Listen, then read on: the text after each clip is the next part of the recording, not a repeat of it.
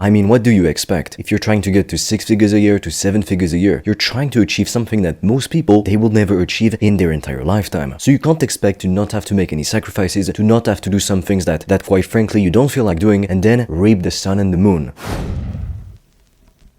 In this video, we are going to take a look at how anyone can escape the 9-to-5 rat race. It's actually a clip from a Fresh and Fit podcast. So is it actually true? Can really anybody escape the 9-to-5 rat race? Or is it only reserved for a select few gifted people? This is what we're about to find out. You know what I'll do? Because we've talked about this ad nauseum, right? I've told you guys a million times that you need to get a mentor if you want to start a side hustle or whatever, because that's going to cut your learning curve down significantly. So I completely agree on this. If I didn't buy online courses, if I didn't read so many books on the topics of money and of personal finances, and I would have never been able to successfully start my own online business. And as you can see, now this is the type of life that I've built, and it is all thanks to online business. But if I didn't have the right knowledge, I would have never been able to make it work. A lot of people, they're just going to start a business, but they don't even have a plan. Now, I'm not talking about the business plan, because usually those are very quickly outdated, because in business, things, they change very fast. You need to move with speed. So if you really want to become financially free, to quit your 9-to-5, the first step is to gather the right knowledge. You can do it by watching free YouTube videos, by buying some books on money and on personal finances, but the best way to do that, in my opinion, is to go through an online course made by somebody who's done what you want to do. Because the difference between online courses and books and even YouTube videos is that they're going to give you a step-by-step process. And then all you need to do is to ruthlessly execute on that process every day. And if you do that, you will be very successful. It's only a matter of time. You don't know what you don't know. It's funny because the less you know about a specific subject, most people, they think that they know a lot. And then the more you learn about a specific subject, the more you realize you don't really know anything in the end. So let's go ahead and talk about how to go about this, okay?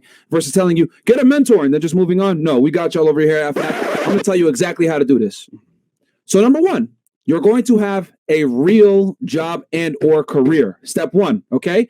I don't care if it's cleaning toilets all the way to some executive position, all right? You're going to have some type of job, whether it's skilled or not, whether you have a degree or not, that's going to pay you money so that you can go ahead and pay the bills, okay? Honestly, a lot of people ask me, how can I start a business with completely no money, for completely free? And while some businesses require $0 in startup capital, I mean, what do you expect? If you're trying to get to 6 figures a year to 7 figures a year, you're trying to achieve something that most people, they will never achieve in their entire lifetime. So you can't expect to not have to make any sacrifices, to not have to do some things that quite frankly you don't feel like doing, and then reap the sun and the moon. That's why if you don't have any money right now, and you don't have any savings to invest in growing your business, to invest in your knowledge first of all, then your best bet is to actually get some kind of a job, to start to make some money and to build up your cash reserves. Now, some people are going to say that you need to penny pinch all of your life, that you need to save every dollar, every penny, and that is how you will become wealthy. However, in reality, saving money never made anyone rich. Just think about it. If you make $50,000 a year at your job, even if you manage to be very extreme and save $10,000 a year, that money will never multiply itself. It's not going to grow. And with inflation year after year, your money is actually going to lose value. So all of your hard work, it's kind of going to go to waste. So the only reason you should save money is to then invest in knowledge. It can be, like I said, online courses, books, mentors, one-on-one coaching. It can literally be anything as long as it helps you to gather the right knowledge that will help you to start a successful online business. Now, why do I say online business and not just regular business? There is a big difference, you see, between traditional brick and mortar businesses and online businesses. If you wanted to open up a restaurant, a gym, a hair salon, those are businesses. And the same thing is true if you wanted to start a dropshipping store, or if you wanted to do some kind of affiliate marketing, or sell online courses, or do consulting. Those are businesses as well. However, you need to understand one thing. With the recent pandemics and the recent lockdowns all over the world, something has profoundly changed in the way that we do business. Many brick and mortar businesses actually went bankrupt. Why? Because people were not allowed to leave their homes, so they had to stay inside, and guess what? They used the internet a lot more. Every social media platform saw massive growth during the recent lockdowns. And even people who were not used to using the internet, they were forced to adapt. Kids had to attend online classes. Employees had to attend remote meetings on Zoom. People even had remote doctor's appointments. So everything and everyone moved online. But guess what? Studies have shown that people, in fact, 89% of people, they started to use social media more during the second wave of the pandemic. But guess what's interesting? Even after the second wave was over, they kept using social media just as much. And also the huge advantage when it comes to online businesses compared to brick and mortar businesses is that they can scale so much faster and so much more efficiently. They're cost efficient. Think about it. If you've got a restaurant or a gym, if you want to welcome new customers, you'll need to open up new locations because in one gym or in one restaurant, there's only so many customers that you can serve serve at one given time in one given day. If your restaurant is full, if every table is taken, I mean, what can you do? Your only real option is to open up new restaurants, new gyms, new hair salons in other locations. But to do that, you need to come up with a lot of money up front. And you're always taking a big risk, because what if that venture doesn't actually work out? And then if you wanted to open up a gym, a hair salon, a brick and mortar business, you would need to come up with at least 100 grand. And I know that for most people, they simply don't have 100 grand lying there in their bank account to use as they see fit. Now, online businesses are able to scale so much faster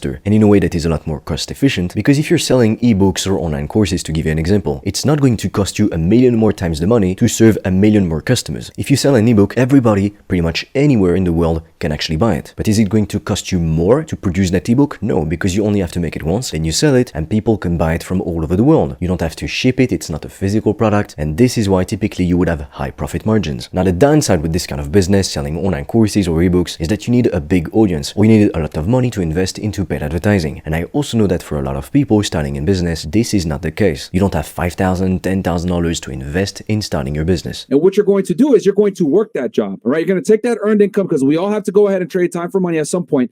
You're going to go ahead and take that job. I'm sure that if you want to become very wealthy, to have a thriving online business, to live a crazy lifestyle, you know that if you trade your time for money, you'll never get there. However, there is one fundamental truth that you need to understand. It's that at the beginning, whether you work a job or whether you start your own online business, you will have to trade your time for money in some capacity. And even when you're a millionaire or a billionaire, to some degree, you still trade your time for money. Even if you have passive stock market investments, you still have to manage those stock market investments. Sure, it might only take you a couple hours a month, but as you can see, there is no such thing as true passive income.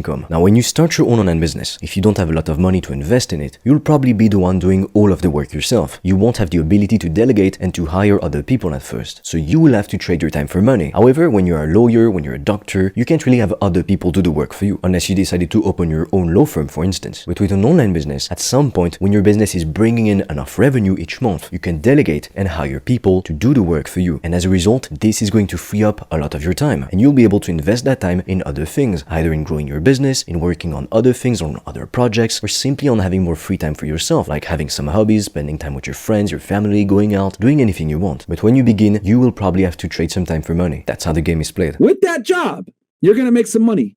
You're going to do your best to live way below your means. You're going to be a minimalist. I need y'all to be like me, wear your fucking same clothes all the time, have, nothing too fancy, and basically save 90% of your money, right? I agree with this advice. However, there is one distinction. Some people on YouTube, they're going to say, you need to save everything your entire life. And invest $200 a month in the stock market for 50 years straight. And you know what? Maybe one day when you retire, you're 60, you're 70, you'll have $1 million or $2 million in the bank, and then you can finally enjoy life. But in my opinion, first, you don't even know if you're going to make it to 60 or 70. Like, yes, most people will, but you don't know if you will. That's what matters. And also, even if you do, when you're 60 or 70, it's not like when you're 20 or 30 years old. 1 year of your life, in my opinion, it's infinitely more valuable when you're young as opposed to when you're old, because you simply can do more things when you're young. It's quite obvious. So I've always hated this advice of people telling me, you need to be patient. Growing up low income, I've seen lots of people, they're just working all their life, but then they just wait for retirement. And in my opinion, that's no way to live. I wanted to live my life fully every single year, not just when I'm 70 and I'm all tired and exhausted from those decades of hard work. So if you don't have any savings right now, find a way to come up with some money. You don't necessarily have to take a job. It can be selling stuff that you don't even need or that you don't even use. And then with that money, you invest in the right knowledge. Like I said, it can be books, it can be online courses, it can be mentors and coaches, as long as it helps you to gather the right knowledge to then reach your goal. Because you don't know what you don't know. If you try to get started on your own, you will probably make so many mistakes. It is going to take you so much time to correct those mistakes. Because if you make a mistake, you're not even aware that you're making it. So it's going to take you even more time to correct it. And all that time that you're trying to figure out what you did wrong, why things are not working, you could have invested that time more wisely. And if you followed instead a step-by-step blueprint that actually works, you would get to your end destination so much faster. Like you're going to hear, oh, you know what, starting a business is risky, you shouldn't do it. 9 out of 10 businesses fail. Or some people will tell you that online courses are scams and that if you sell an online course, you're a bad person, you're a scammer, and all that stuff. And usually they say this because there is a low success rate. But the truth is that it's not 9 out of 10 businesses fail. It's 9 out of 10 people fail. Why? Because behind the business, there are people running it. So whose fault is it if the business does not succeed? It's the people's fault. Maybe they didn't have the right offer, or they didn't target the right niche, or they simply didn't do enough. If you want to accomplish anything in life, you need to take responsibility for your actions and for the results that you get. Not everything is your fault. The country you're born into, the family you're born into, all those things, they're not your fault. However, they are your responsibility to deal with. You know, there are so many cringe quotes on Instagram and stuff about the hustle culture, like legends either wake up at 5 a.m. or go to bed at that time, when in reality, it doesn't have to be true. It's not at what time you get up that matters, it's what you do during the time that you're awake and during the time that you're working that actually matters. However, there's this one quote, I've always found it to be true. It's not your fault if you're not born rich, but it is your fault if you die poor. Now, some people will argue that if you're homeless, you're starving, it's a different story, and that might be the case. But if you are watching this video right now, you have access to the internet, you have a laptop or a smartphone, and lots of people from all over the world, they don't have those things. For most of you, you're either going to be a college student, or you work a 9 to 5 that you don't really like, you want to quit it and you want to make more money, to live a free life, to be able to pick your own schedule, to make your own rules, to travel, to have fun, to enjoy life. And you have a crazy opportunity to be able to do that. However, I need to warn you, it's not going to be easy and it is going to take a lot of work. But in my opinion, as long as you're willing to put in the work, to do the necessary sacrifices, and most importantly, to do it for long enough to get the results that you want, you'll eventually get there. Save as much of your expendable income, keyword, after your bills are paid,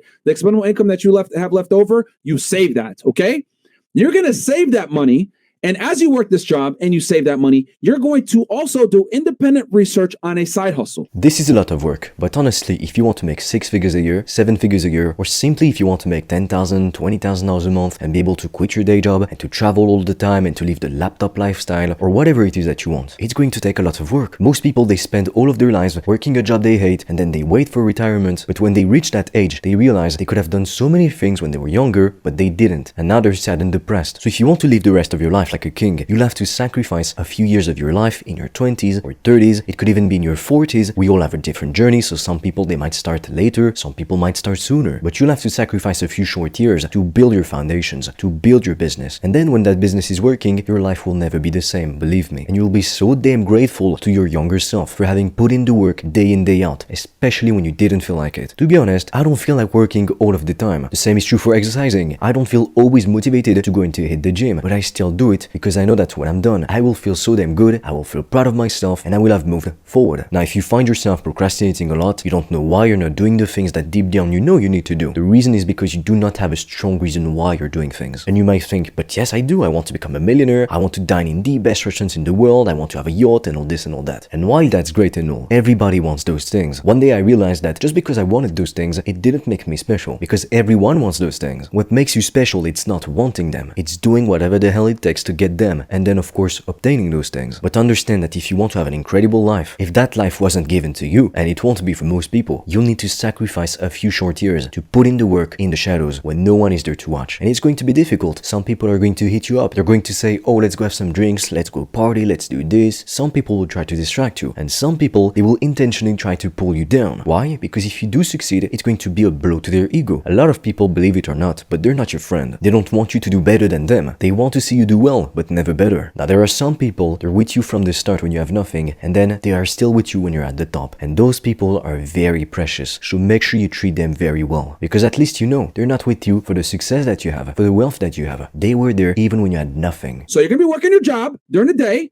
then you're going to be saving money, then at night, you're going to be on the internet researching side hustles, whether it's YouTube automation, it's Amazon, it's drop shipping, it's content creation, it's being a manager, social media, whatever the hell you want to do, you are researching it actively. I can't stress this enough. If you are going to start an online business or a side hustle, you need to do active research on the topic. You can't just choose something because you saw one YouTube video about a guy showing you how he made $1 million with dropshipping in a month. In reality, on that $1 million, how much is actual profit? How much are you going to take home? And don't forget that you're going to need to pay taxes on top of that. A lot of people say that investing in real estate or investing in the stock market, it's risky. In reality, it's not. It's only risky when you don't know what the heck you're doing. And the only reason why you have no clue what you're doing is because you didn't do your proper research beforehand. If you did, then you would know what to do. You would have a strategy, a plan. And most likely, if you did your research properly, you would get a nice return on your investment. But most people, they're not willing to sit down at their desk, to do the work, to do some research for hours on end, sometimes for weeks on end, and then get started. Now, there is something that you need to be very careful with. If you're a perfectionist or an overthinker like me, this is going to be especially relevant. You need to understand that at some point, more knowledge isn't going to solve your problem. You need to get started. You don't have to come up with this crazy, insane, mind-blowing following strategy. You just need to have a strategy and then get started. And as you start to take some action, you'll start to see results. You'll get feedback. Maybe it's going to be positive feedback, or it could also be negative feedback. Either way, you will learn. And then you need to iterate to make adjustments based on the feedback that you get. And if you keep doing that for long enough, there is no way you're not going to be successful. Now, one thing that you need to understand is that when you are starting a business, so many things are going to be possible distractions around you. It can be people, like I said, telling you, oh, let's go have a night out, let's go drinking, clubbing, doing this, playing video games, or whatever. But like I said, on the short term, you'll have to make sacrifices to get to the level that you want to be at. You cannot expect to build an extraordinary life without putting in the work and doing the necessary sacrifices. However, let me tell you, it is completely worth it. You'll never say, oh, you know what, I wish I went clubbing instead. Now,